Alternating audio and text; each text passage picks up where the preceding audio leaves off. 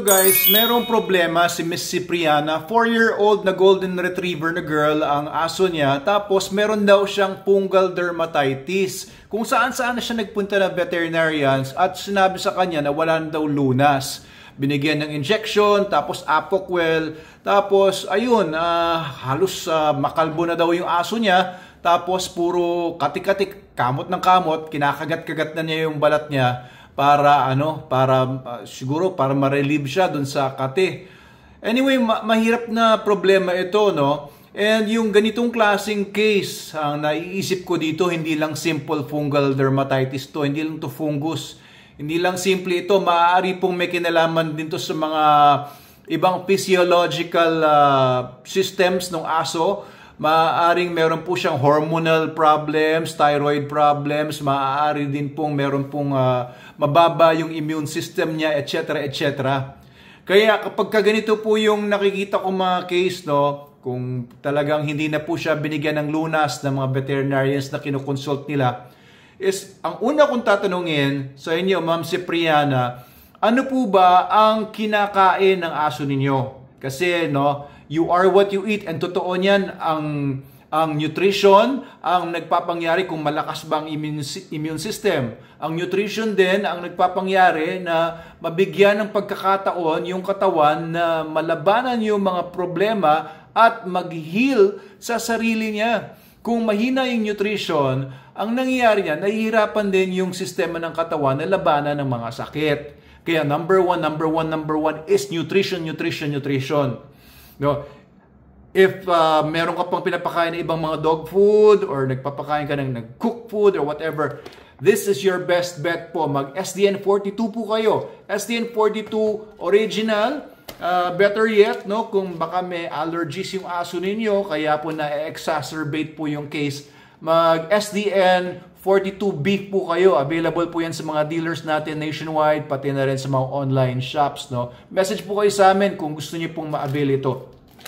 Ito lang po ang ipapakain nyo. Wala na pong iba. Huwag po kayong magbigay ng kung ano-ano pa, yung mga treats. Huwag muna. SDN muna kayo, SDN42. Sundin nyo lang po muna yung feeding guide. Okay, balitaan nyo po ako after a while. Timbangin nyo po yung aso nyo ngayon, picturean ninyo, i-video ninyo, tapos after 2 weeks, tignan nyo po kung may pagkakaiba, kung may difference, no, kayo makikita. At the same time, ito po, bibigyan ko po kayo ng first aid treatment. Ito muna yung gamitin ninyo, Super Dog Soap. Itong Super Dog Soap na black, meron po itong mga sangkap laban sa fungus and laban din sa bacteria. Kaya all-in-one na ito, no? Ang mangyayari po dito, lalabanan po niyo yung fungus dun sa external and bacteria, and pag palalakasin nito yung balat ng aso ninyo, kasi ang base nito is coconut oil. May magagandang sangkap po ito. It also has natural tawas na nagko-constrict sa mga blood vessels. Kung may mga rashes po yung aso nyo, may mga kagat-kagat o nagnanaknak, mababawasan po yung pagnaknak at saka yung pagiging moist, no? Kasi yung fungus niyan, gustong-gusto niyan pag moist yung balat. Hindi po maganda yon. So this is the best soap na gagamitin po ninyo 3 times a week. Gagawin nyo, babasahin nyo yung aso ninyo, ilalather ninyo with SDN o SDS, Super Dog Soap na black. Tapos hahayaan nyo muna ng 10 minutes. Bubuksan nyo na to. Black din yung loob nito. Babayaan nyo muna na 10 minutes nakababad bago nyo banlawan completely with water. Ayan yung loob ng Super Dog Soap. This is the best soap ever, no, sa buong multiverse. So, gawin niyo po yun, okay? I-treat niyo muna with the soap. I-treat niyo muna with this one. Yun muna yung food niya. And if you also can get your hands on, kasi wala kaming stock ngayon, nung Super Dog Protect, maganda rin po yun, no?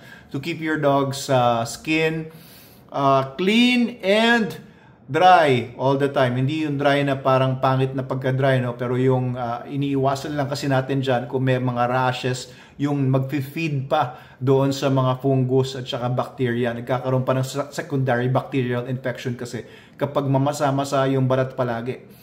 Okay, yun po muna, ma'am, no? Kasi ewan ko lang kung ano po yung nakita ng mga vets ninyo kung bakit sinabi nung wala na pag-asa. Pero if I were you, yun lang po muna yung gagawin ko.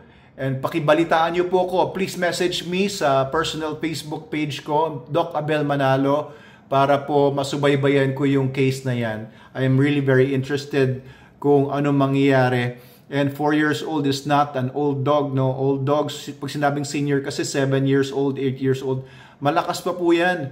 And hopefully, kapag maganda na yung nutrition niya, no? Baka pa kasi pangit yung pinapakain niyo before. Hopefully, pag maganda na yung nutrition niya, SDN, of course, ay makalaban yung aso ninyo on its own. Pataasin natin yung immune system niya, palakasin natin yung immune response niya, no? Para siya mismo makalaban sa mga infection na yan.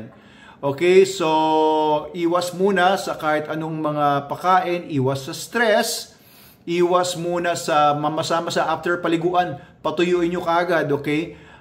Gawin nyo po muna na i-towel dry nyo, paliguan nyo kapag mainit ang panahon, huwag kapag malamig. And alisin nyo siya sa lugar na mainit masyado, alisin nyo sa lugar na lagi siyang nababasa. Baka po nasa labas yan at nababasa palagi. Iwas nyo po muna sa mga ganon. Alright, so yun po muna ma'am. If napanood nyo itong video na to, please comment below. At dito po kayo magbigay ng mga updates sa thread na ito para po masubaybayan din ng iba.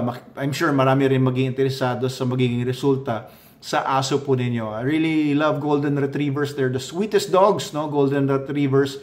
Pero syempre may mga dogs din talaga na mga purebred dogs na ang dami ng mga predisposition ng mga sakit because of their purebrededness. Masyado nang malapot yung dugo nila, wala nang hybrid vigor, kaya ang daming problema ng mga purebred dogs ngayon. Maraming salamat po sa tanong ninyo and sa trust ninyo sa atin. And gawin nyo lang po yung pinapagawa ko sa inyo. Balitaan nyo po kami. Subaybayan natin itong case na to. Thank you.